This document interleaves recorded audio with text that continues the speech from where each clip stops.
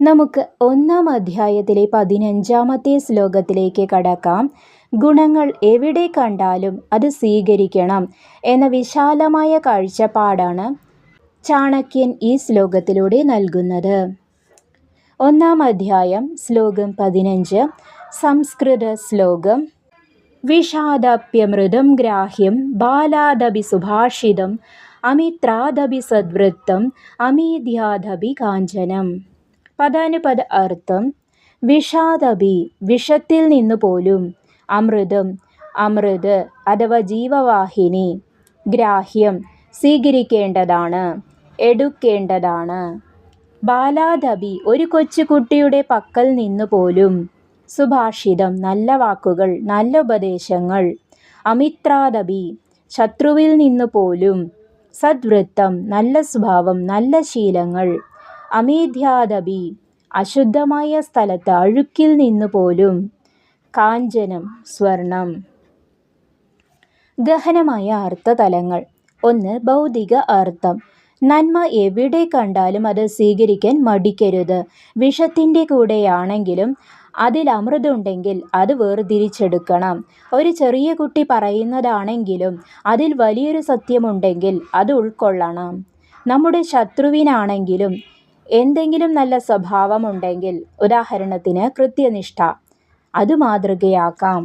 അഴുക്ക് ചാലിലാണെങ്കിലും സ്വർണം കിടക്കുന്നത് കണ്ടാൽ നാം അത് എടുക്കുമല്ലോ. അതുപോലെ ഗുണങ്ങളെ അവയുടെ ഉറവിടം നോക്കാതെ സ്വീകരിക്കണം. 2. ആത്മീയ അർത്ഥം. ആത്മീയ സാധകൻ ഒരു ഹംസത്തെ, അന്നപക്ഷിയെ പോലെയാകണം. പാലിൽ നിന്ന് വെള്ളം വേർതിരിക്കുന്നത് പോലെ ലോകത്തിലെ തിന്മകൾക്കിടയിൽ നിന്ന് നന്മയെ മാത്രം സ്വീകരിക്കണം. അഹങ്കാരം വെടിഞ്ഞ് ആരോടും അറിവ് ചോദിക്കാനും പഠിക്കാനും തയ്യാറാകണം. അശുദ്ധമായ ഈ ശരീരത്തിനുള്ളിലാണ് ശുദ്ധമായ ആത്മാവ് വസിക്കുന്നത് എന്ന തിരിച്ചറിവ് അമീദ്യാദപി കാഞ്ചനം എന്ന വരികളോട് ചേർന്ന് നിൽക്കുന്നു.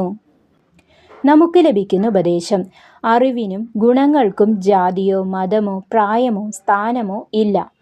തുറന്ന മനസ്സോടെ എവിടെ നിന്നും നല്ല കാര്യങ്ങൾ പഠിക്കാൻ ശ്രമിക്കണം. ഒരു വ്യക്തിയെ അയാളുടെ പശ്ചാത്തലം നോക്കി മാത്രം വിലയിരുത്താതെ അയാളിലെ നന്മകളെ തിരിച്ചറിയാൻ പഠിക്കണം. ഗുണപാഠ കഥ. ദത്താത്രേയൻ്റെ 24 ഗുരുക്കന്മാർ. ഭഗവാൻ ദത്താത്രേയന് 24 ഗുരുക്കന്മാരുണ്ടായിരുന്നു എന്ന് പുരാണങ്ങൾ പറയുന്നു. അതിൽ മനുഷ്യർ മാത്രമല്ല, പാമ്പ്, ചിലന്തി, കാറ്റ്, ഭൂമി, എന്തിനൊരു വേശ്യ പോലും ഉണ്ടായിരുന്നു.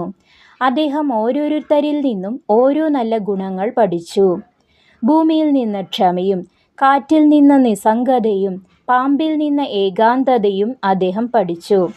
ഗുണങ്ങൾ എവിടെയുണ്ടോ അവിടെ നിന്നത് സ്വീകരിക്കുക എന്ന ചാണക്യൻ്റെ തത്വത്തിൻ്റെ ഏറ്റവും വലിയ ഉദാഹരണമാണ് ദത്താത്രേയ ഭഗവാന്റെ ജീവിതം.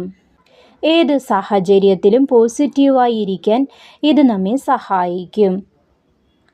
അടുത്ത 16-ാമത്തെ ശ്ലോകം സ്ത്രീകളിലെയും പുരുഷന്മാരിലെയും ചില സവിശേഷമായ ഗുണങ്ങളെക്കുറിച്ചും കഴിവുകളെക്കുറിച്ചും താരതമ്യം ചെയ്യുന്നതാണ്.